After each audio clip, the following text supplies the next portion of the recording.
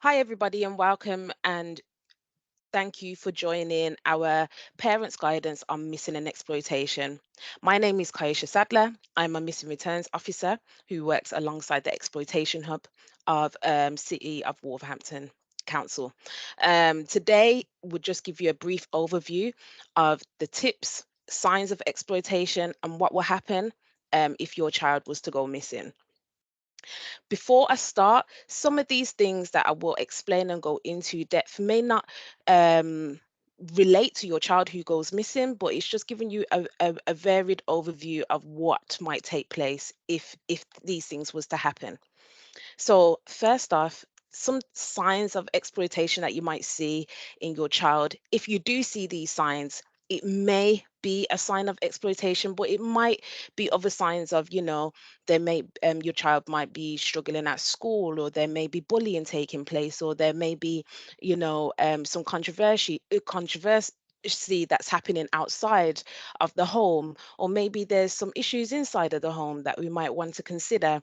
So I'll just give you a few signs that you might want to think about, and you may start seeing in your child.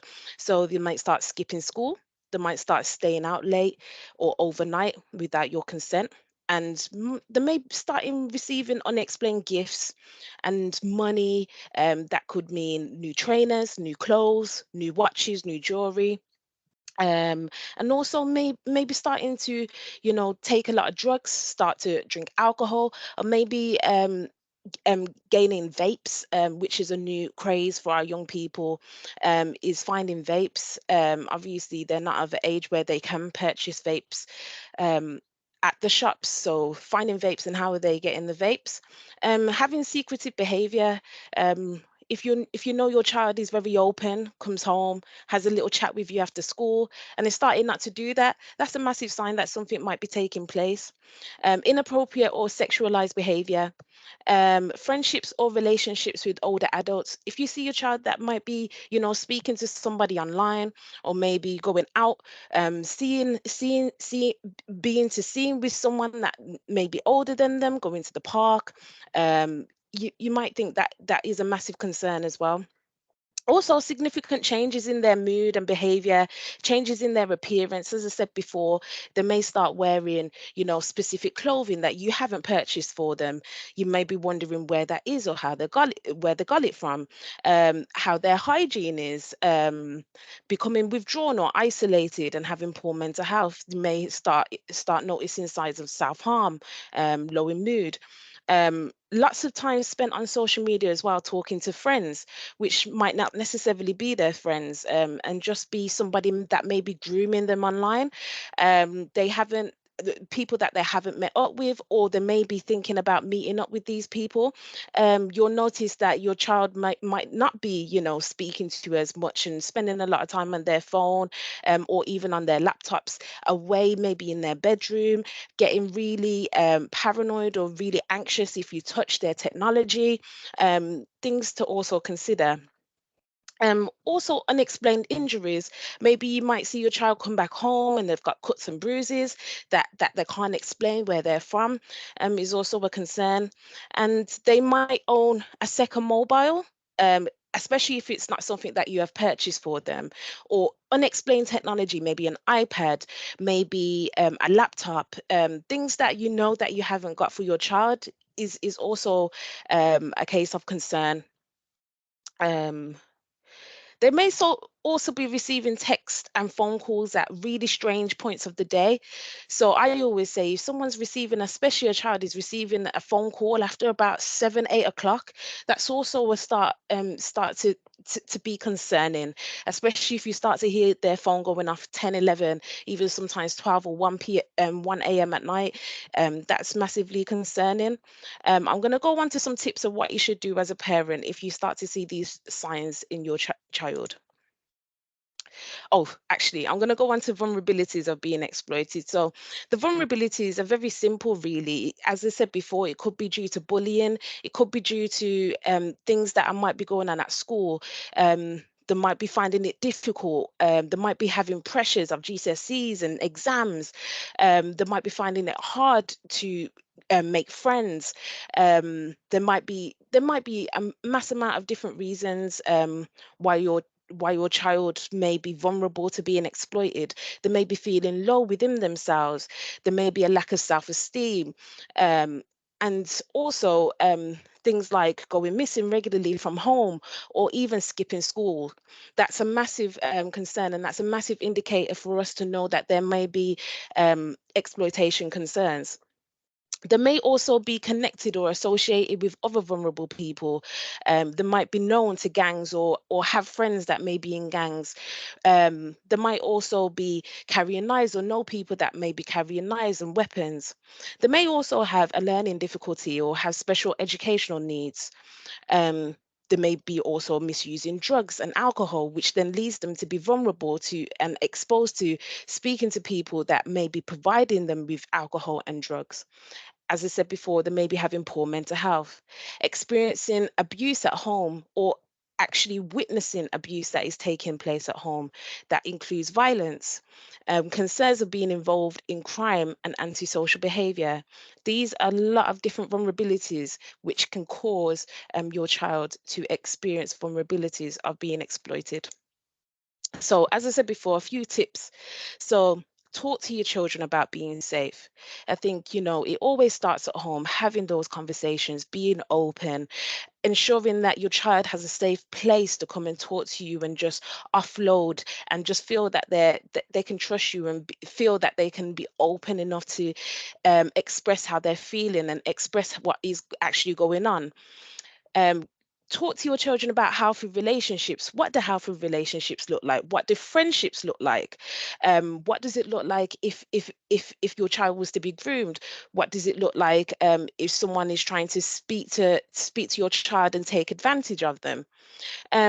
Also, you can also put in parental safe and control updates on your technology, so having passwords, and also update yourself on technology and apps that are actually available to young people, knowing what they do, knowing what they are, knowing what kind of content that is on them. A lot of things on TikTok and Snapchat. Being mindful of what these things portray and what they show and how they can have access to people that they don't know. A lot of internet networks, you can put actually a parental code and having that pin, and or just giving your child a certain time frame to be online. Accessing helplines, there's helplines that children can access, and also yourself. Also, if your child was to go missing or you'll find concerns, contact the police. Always contact the police if you do not know where your child is. You don't know where they've gone, you don't know what location they've gone to, they're not answering their phone, you have no communication with them at all, please contact the police. Also, I find a useful tool is watching YouTube videos. If you go on YouTube, type in exploitation or missing children, and it'll give you an overview of what that looks like. Or you could sit down with your child and watch a video together to see how people can be exploited, and what county lines looks like, and what selling drugs and what grooming looks like, what gang culture looks like, and having those conversations with your child through YouTube videos, which a lot of children at this time do like to watch. And also take note of important information that you might see. So for example, if your child was to go missing and they may go into a taxi, take the information of the taxi, take the license plate, take the organization. Also, if you see them go in and meeting somebody down the street and you've never seen this person before, document, have a look, write down what they might be wearing, what they might look like. Also, if you see things that your child might bring back in their book bag, or that you might find in their pockets, keep note of that. If you know any addresses, names, all this information is paramount for your child's safety, and finding ways to how we can protect them.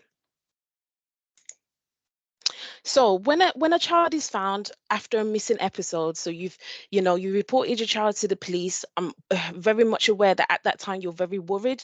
You not know what's going to happen, what's going to take place. Scared, of your child's safety, and we just hope that your child returns back safe. So in that, the police would then return your child home. there will be a safe and well check carried out by the police. They will also check for indicators that the child, to see if the child has suffered any harm, where or with who the child was with, and use that opportunity to see if the child discloses any information or any and just offering information that could open them up to being in an unsafe place, or being in a situation that may have caused them harm. And then after that, people like myself come around. So I am a missing returns officer, and we have a duty of care to provide a child with a missing returns home interview within the 72 hours of the child being returned home. This provides the child with an impartial, independent person who is not involved with school, care, or any other agency. We provide an in-depth interview to uncover information that might help protect your child from and prevent missing episodes to happen again. We also provide the exploitation screening toolkit to be completed after every missing episode. We also provide advice and support regarding what we feel like would be necessary for that child at that moment of time. We also provide contact numbers and helplines for that child after that missing episode. And if necessary, we also do a further referral to MASH and early help, or to school if needed.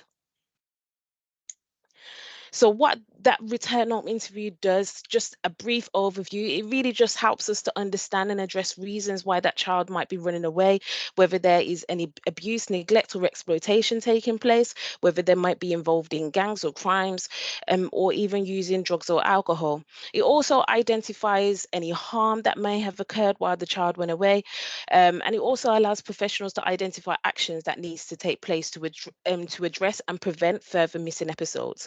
It helps the child to feel safe and understand how and where they can seek help if they feel overwhelmed or want to run away again. And it provides them with information on how to stay safe if they choose to run away again, and to understand the risks and the dangers of running away and of exploitation. We also provide support in safeguarding other young people. I hope you've got what you needed to get from this short, brief introduction into missing and exploitation. If you can see a few support and helplines, what I also suggest is that if you feel like your child needs to speak to somebody, is to also use KOOTH. It's about KOOTH. You can go online, and your child can access KOOTH. There are professionals, therapists, counselors that are on there that can, and it's monitored 24/7 days a week. And your child can actually actively express how they're feeling and find other peers that may be feeling the same, and they can access help straight away. But this is also help that you can find as well. And if you do have any questions, understand that we can't answer it right now, but if you want to email me, my email address is below. Please send your questions to that email, and I'm sure I will try and help and support you.